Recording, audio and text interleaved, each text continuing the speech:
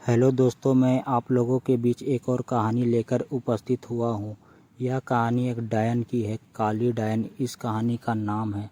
दोस्तों, मैंने जो कि अपनी दादी से सुनी है और बहुत पुरानी है। कुछ लोगों का मानना है कि भूतों का अस्तित्व नहीं होता है। आप लोग जानते हैं भगवान का अस्तित्व होता है तो भूतों का क्यों नहीं।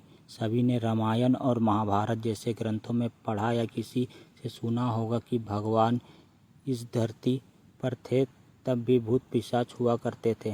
भगवान निरंकार है। निरंकार का अर्थ होता है जिसका कोई आकार नहीं होता।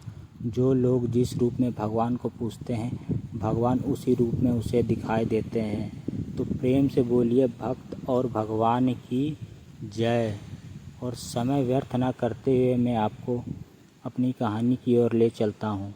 बहुत पुरानी बात है। तब पानी के ज़्यादा साधन नहीं हुआ करते।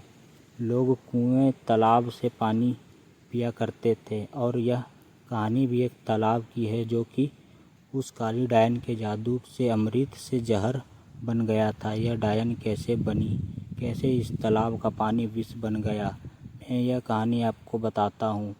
एक गांव में एक औरत का कोई बच्चा नहीं था। वह औरत गांव के मुखिया की पत्नी थी। उसके शादी को काफ़ी समय हो गया था। सब लोग उसे बांझ कहते थे। सारे गांव वाले उसका मुंह भी नहीं देखना पसंद करते थे। कहते थे कि इसका मुंह देख लिया तो पूरा दिन बेकार चला जाएगा। पर मुखिया की पत्नी थी, इसलिए लोग थोड़ी बहुत बातचीत कर लिया करते थे। एक दिन गांव में एक फकीर बाबा भिक्षा मांगते हुए पहुंचता है तो वह बातों ही बातों में उसका हाथ देखने लगता है और कहता है, आपको बच्चा नहीं है ना। वह बोली, आपको कैसे पता चला। वह बोला, हम हस्तरेखा में निपुण हैं और हाथ देखकर यह बता सकते हैं कि क्या होने वाला है और क्या होगा। वह बोली, अच्छा तो यह बताओ कि मेरा बच्चा कब होगा। तो उसने कहा, आपको भगवान ने बच्चा तो नहीं दिया, पर मैं एक रास्ता बताता हूँ, वह सुनो। अमावस्या की रात को किसी एक ऐसे लड़के की बलि पीपल के पेड़ के नीचे दो जो अपने बच्चे माँ बाप के इकलौता पुत्र हो, और उसके खून से अपनी बाल धोना। फिर कहना, ये प्यासी आत्माओं, या बलि मेरी तरफ से स्वीकार करो और मुझे एक पुत्र दे दो। एक लोटे में उस कुएं का पानी भरकर उसमें उसके शरीर की 2 बूंद मिलाकर खुद पी लेना और उस लड़के के सिर के बाल अपनी साड़ी की गांठ में बांधे रखना, तो या तुम्हें अवश्य एक पुत्र पैदा होगा। इतना कहकर वह वहाँ से भिक्षा लेकर चला गया। उस दिन के ठीक 3 दिन बाद अमावस्या थी।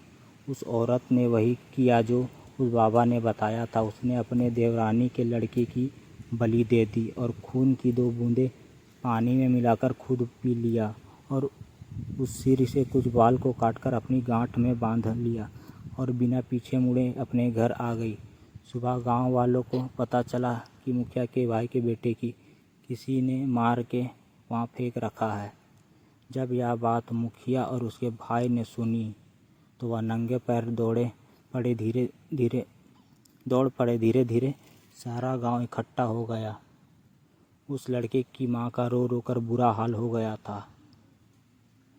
तब किसी व्यक्ति ने हिम्मत जुटाकर उस सिर को धड़ से जोड़ा और उसे नदी में बहाने की सलाह दे दी।